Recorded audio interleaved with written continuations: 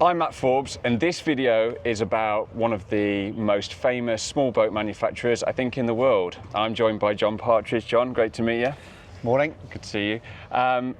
RS Marine Group now, lots happening in the business. I've known you from the dinghy sailing world, as Yes. we can see around us today, but there's a lot more happening now. Just tell us about how you've innovated and pivoted the business over the last few years. So I've been involved with RS for 25 years. I run the business with my colleague Alex. It's just getting started. Yeah, who has been involved with the business for sort of 30 years, so he was there right from the very, very beginning. 2014, Alex and I were joint MDs, been through a management buyout, a couple of phases of management buyout. That was in 2018.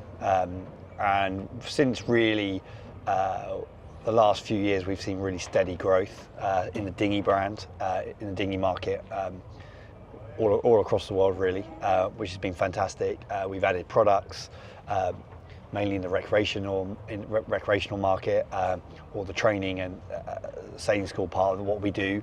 So we've seen steady growth over the years. Certainly with the acquisition of Cheetah, that was an opportunity to do something completely different. Yeah, tell us about that. So why, obviously you're growing in the dinghy space, and we know we'll come on to some other things you're doing as well with electric and commercial, but so Cheetah, why did you go for that acquisition? I think the main thing for Cheetah is it's a brand. I mean, the Cheetah name is iconic in certain parts of our industry in the UK, and in fact everyone talks about the RS brand being strong. Well, Cheetah, I would argue, is on a completely another level in the fishing market, and that is what drew us to it. It's such a strong brand. They have fantastic products. They are quite niche, but we believe there's nothing wrong with being in a niche market as long as you can dominate that niche market. So they have brilliant products, brilliant brand. We think we saw an opportunity to grow that brand eventually. With slightly adapted products, or just carrying on what they're doing but expanding their reach maybe into the North American market and beyond. So I think, as I say, it's British boat building, which we believe in, as virtually all the RS boats are made in the UK. It's quality products like RS, it's a quality brand, hopefully like RS. So those things, we saw quite a lot of synergy. Yes, it's a completely different market sector, but actually Cheetah has this brilliant fan base of owner enthusiasts, if that's what we want to call them, like RS. Like RS. Okay. So when you really drill into it, the product's completely different and the market's completely different, but the nature of the way the business was developed is very similar to RS in a bizarre kind of way. And So your philosophy of that is to very much carry on the good work that Cheetah are doing and keep that, but then modify and bring other things to the brand. Yeah, I think so. I think what Alex and I have done with the RS brand, with the help of a lot of good people, worth pointing out, loads of good people, is we adapted and innovated the product. Things like the RS Aero have been revolutionary for RS. But also, we used to do a boat called a Cuba, and we replaced it with the Zest, and we quadrupled the sales. We used to do a boat called the RS Vision, and we replaced it with a project alongside the Sea Cadets and had the RS Quest, and we tripled the sales of that product. So actually, it was not just slightly adapting what we did, and there was nothing wrong with something with the Cuba and the Vision for their time, but actually what we learned through those products was actually just adjusting them for the international market, because that's the most important thing for us right now. Made them go from average products to amazing products from a sort of more commercial standpoint in terms of the volumes. So, we see the same happening with Cheetah. It will take a lot longer because it's bigger, more expensive products, and it's harder to pivot, I think. But as I say, it's if you have a strong brand, it makes your life a lot easier than sort of starting from scratch. Yeah. So listening to the market, getting that input, and then obviously modifying those products. And so you mentioned there about the export side. So that's very much an area you're looking to develop now, or add to. You're obviously a big exporter as it is. Absolutely. So RS Sailing is 80% export now, maybe even more. We see cheetah maybe is 30%, 20% export. I think the UK market is hard to see significant growth, so therefore the growth can only come from one place, and that's overseas. And for cheetah, there is a vast opportunity. We've got a whole world to sell to. It's not easy, do not get me wrong, but again, it's about the unique product that cheetah offer.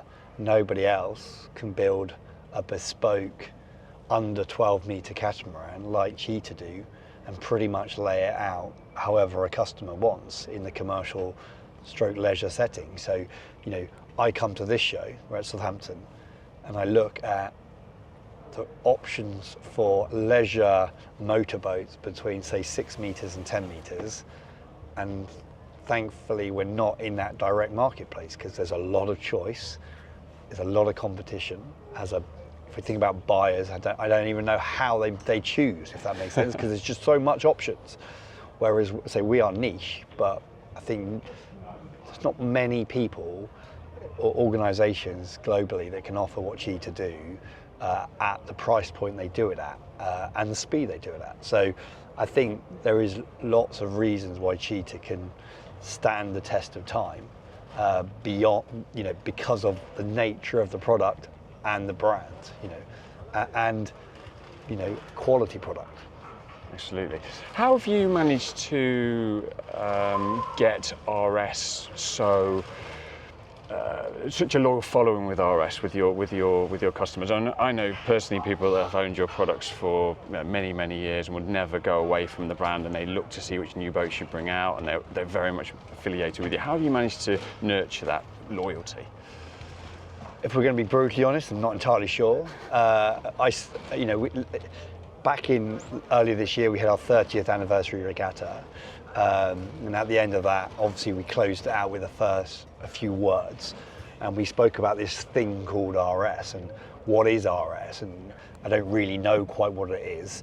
You know, Alex and I, off of that, refer to ourselves as being the guardian of the brand. You know, it's not us, it's not the boats, it's this collective thing that seems to work. It's a will to a way people want to go sailing. They want to have great racing, but they want to have brilliant social. You know, they want to go and have amazing events all around the world with their mates. And I've been involved with the Fever class from day one as we've nurtured that.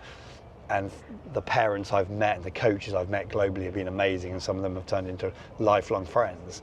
It's the same within that RS community, and for some reason RS encapsulates all that. And I don't think there's an ingredient that goes, oh, we just do this and it happens. It's just been nurtured over years, and I think unlike other dinghy brands that did exist that have sort of drifted away, I mean, customers can phone up Alex and I whenever they want, either tell us how great we are, which is not very often, or air their grievances. And I think we try and listen. We genuinely try and listen.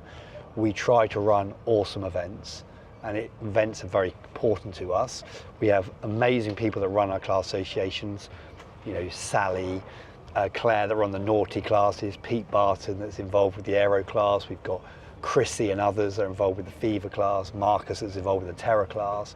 You know, Liam works for us is also leading up the 21 class. You know, it's finding this combination between good people running classes, great sailors, great fun, good events, always trying to work out how we reinvent the wheel, how do we make the racing better, and we don't always get that right. It's worth pointing out, but we're open. And I believe that small boat sailing in the next 5 years and racing has a job to kind of reinvent itself a bit. We're going to get challenges from wing foiling and kite, and they're brilliant sports, but they're not for everybody. You know, everyone's talking about how brilliant foiling is, but I would suggest that 80% of small dinghy sailors don't probably have the technical ability to really experience foiling properly. They'll find it frustrating and they'll find the racing annoying.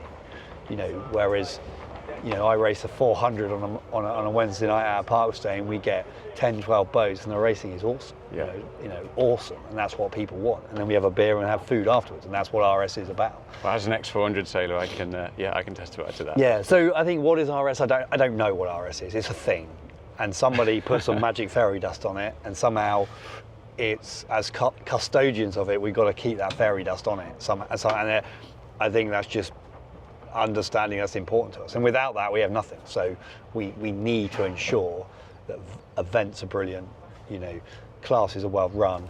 And we're working really hard right now as a brand to try and reduce the cost of entry to the sport. And it's not easy, but we've done some things with the aero production, which was partly forced upon us because of how the manufacturing supply chain lost its way a little bit. So we've had to do some things, but we've managed to reduce the retail price of the aero.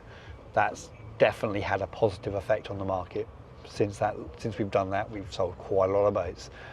So it's about, you know, reducing the price of entry, and which is not easy. Things cost what they cost. I think our industry has been affected by inflation beyond inflation, the national figure, if that makes sense. Yep. You know, and that's just a challenge for us. But we've got to try and work hard to bring the price down, to allow people to enjoy their new products. Everyone loves having new stuff, let's be real. If we have good classes, then that allows for residual values to stay high, which is important to our members and our owners and our customers, so their products are not going to devalue. I mean, I have a friend that just bought a 200 and he was arguing, questioning me, oh, do you think I should be buying this boat for $3,000? I'm going, well, you're going to buy it for $3,000. Your daughter's going to sail it for 2 years, and guess what? It's going to be worth $3,000 at the end. I mean, what else could you get that does that? Yeah, I mean, don't worry. I mean, if she doesn't get on with it, you just sell it and you get your money back. So not many sports or classes allow that to happen. So I think RS is something very special, and it's important for our sport that we find a way to cling on to that very specialness. That's great. Well, thank you, John. I'm really excited to see what happens over the next 5 years with the brand. Brilliant. For more content like this, please like and subscribe. For now, that is all.